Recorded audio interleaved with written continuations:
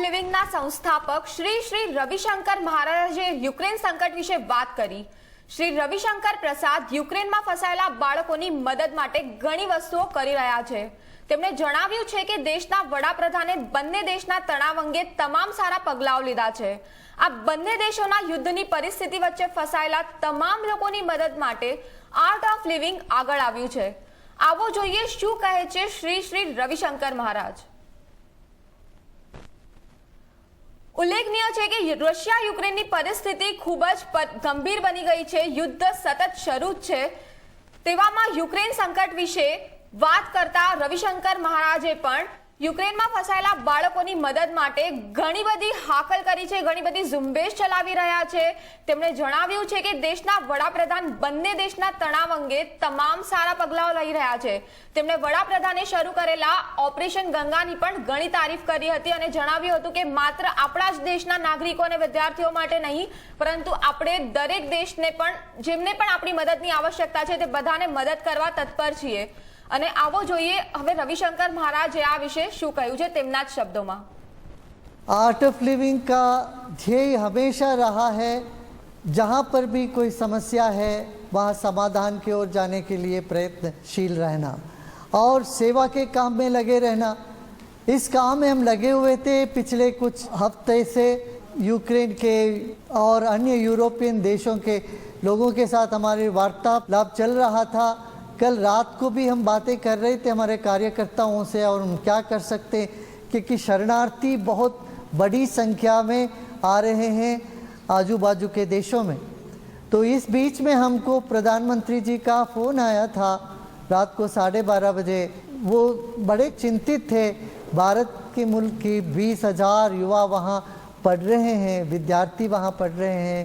इनको सही सलामत जगह पहुँचाना, इनको वापस देश में लाने की एक बहुत कातुरता थी उनमें। सो उस वक्त उन्होंने कहा कि आपके जितने भी ऑर्गेनाइजर्स हैं इन सबको आप कांटेक्ट करिए और उनका संपर्क भी हमें दीजिए ताकि हमारे लोगों को हम उनको बता सकेंगे। फिर तुरंत ही उस काम में हम लग गए थे और हमारे जितने भी वहाँ के कार्यकर्ता हैं हंगेरी में, बुदापेस्ट में और रोमेनिया में, स्लोवेकिया में, पोलैंड में, इन सब को उनके साथ संपर्क जोड़ दिया था और रातों रात कई 100 लोगों के लिए वहाँ इंतज़ाम भी हो गया। अब पोलैंड के बॉर्डर में ज़ॉफुक एक शहर है, वहाँ हज़ारों हमारे कार्यकर्ता है। वो कार्यकर्ता सब अपने घरों में लोगों को लेने के लिए तैयार है और पोलैंड में एक अपना आश्रम है, उस आश्रम में भी सभी व्यवस्था हो चुकी है और लोग आना भी शुरू हो गया है। ये जो एक बड़ी विचित्र परिस्थिति है जहाँ हमारा देश दो बड़े पावर के बीच में फंस गए थे। तो यूक्रेन की समस्या जो है वो दो बड़े देशों के बीच की जो संघर्ष है उसमें है, मगर हमारा जो रुख है वो बहुत सही रुख है। रशिया हमेशा हमारे साथ रहा है सदियों से और हम उनके साथ दे रहे हैं। फिर हमारे प्रधानमंत्री रशियन राष्ट्रपति से भी अनुरोध किए हैं कि बातचीत के जरिए इसका समाधान निकालिए करके। तो भारत हमेशा शांति के पक्ष में रहा, बातचीत के पक्ष में रहा है, उसी पक्ष में चल रहे हैं हम और ये बहुत सराहनीय है। सही कदम हमारे प्रधानमंत्री जी ने उठाया और उनके मन में सच में एक दर्द है भारतीय मुल्क के लोगों के लिए, बल्कि विश्व के सभी लोगों के लिए भी है, मगर भारतीय मुल्क के लोगों के लिए विशेष स्पंदन है। वो मुझे साफ साफ नज़र आया था कल रात को।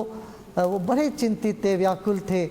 हमने कहा हम तुरंत ही वो सब काम अपना चालू हो गया। उन सबको अपना नंबर वगैरह भी हमने भेज दिया है।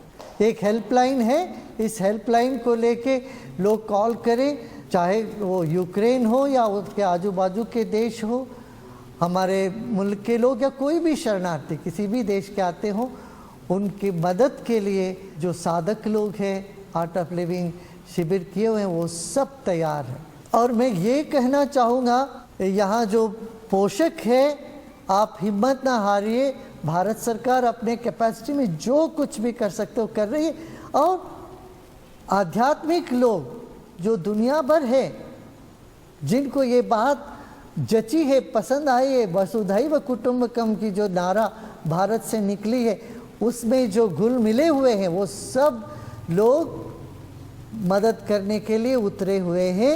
इसलिए आप धीरज रखिए और ये प्रार्थना करिए परमेश्वर से, भगवान भला करे इन लोग किसी के दिमाग में परमाणु अस्त्र उठाने की सोच तक ना आए, शांतिपूर्वक सब सुलझ जाए, युद्ध विराम हो जाए, यही प्रार्थना सब करें। नमस्कार।